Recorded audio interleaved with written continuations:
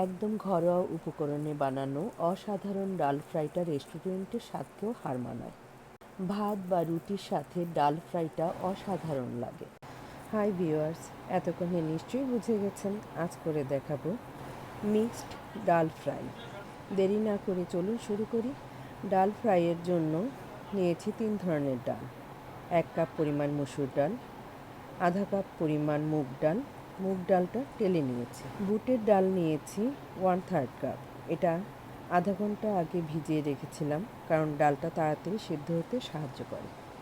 পর্যাপ্ত পরিমাণ পানি দিয়ে ডালগুলো খুব ভালোভাবে ধুয়ে নিয়েছি। প্রথমে একটি প্যানে ডাল দিয়ে দিলাম।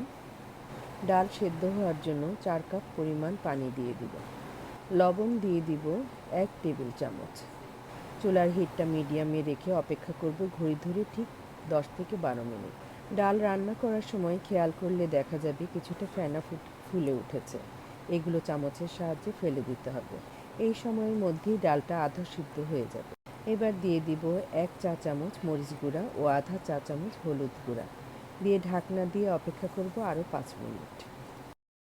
ডালটা আরও 5 মিনিট হতে থাকুক। এই ফাঁকে একটি ফ্রাই প্যানে 3 থেকে 4 টেবিল চামচ তেল দিয়ে দিব 2 টেবিল চামচ রসুন কুচি। নাড়াচাড়া করে দিয়ে দিব 1 টেবিল চামচ আদা কুচি। আরও দিয়ে দিব 1 কাপ পরিমাণ কুচানো পেঁয়াজ। দিয়ে দিব শুকনা লাল মরিচ 8 থেকে 10টা। দিয়ে দিব কাঁচামরিচ কুচি 3 থেকে 4টা। কিছুক্ষণ নাড়াচাড়া করে দিয়ে দিব 1 চা চামচ আস্ত জিরা। এই সময়ে আস্ত জিরাটা দিলে কখনো পুড়ে যাবার ভয় থাকে না। আবার নাড়াচাড়া করে দিয়ে দিব 1 কাপ পরিমাণ টমেটো। ভালোভাবে কষাতে থাকবো যেন নরম হয়ে আসে। ভালোভাবে কষানো হয়ে গেলে মশলার কাঁচা ভাবটা আর থাকে না। এবার 2 থেকে 3 চামচ ডাল এই ফ্রাই প্যানে দিয়ে দিব। এইভাবে মশলার সাথে ডালটা মেশালে ফ্লেভারটাই অন্যরকম হয়ে যায়। এবার ফ্রাই প্যানের মশলা ও ডাল সমস্ত ডালের সাথে মিশিয়ে দেব। দিয়ে দিব গরম মশলা 1 টেবিল চামচ। রান্নার শেষের দিকে গরম মশলাটা দিলে ফ্লেভারটা ভালো থাকে। ডালটাকে আমরা ঘন করব না। যদি দরকার হয় আধা কাপ গরম পানি দিয়ে দিব, কারণ ডাল জাতীয় জিনিস ঠান্ডা হলে কিছুটা ঘন হয়ে আসে। এখন দিয়ে দিব ডাল ফ্রাইয়ের সবচেয়ে গুরুত্বপূর্ণ উপকরণ ধনেপাতা। বেশি বা কম আপনাদের ইচ্ছা অনুযায়ী দেবেন।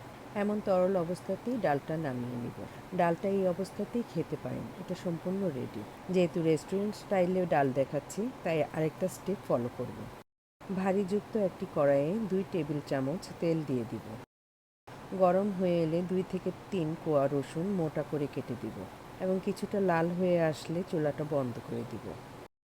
দিয়ে দিব 1 চা চামচ পাপরিকার গুঁড়ো। এটা দিলে ঝাল হয় না, বাট দেখতে খুব সুন্দর লাগে। পাপরিকার গুঁড়া না থাকলে সামান্য পরিমাণে লাল মরিচ ইউজ করতে পারেন। এবার এই তেলটা ডালের উপর ছড়িয়ে দিব। হয়ে গেল রেস্টুরেন্ট স্টাইলে মিক্সড ডাল ফ্রাই। এটা এতটা সুস্বাদু হয় যে এটা খালি খালি খাওয়া যায়। আপনারা এই ডালটা অবশ্যই তৈরি করবেন এবং কমেন্ট করবেন যে কেমন হয়েছে। আল্লাহ হাফেজ।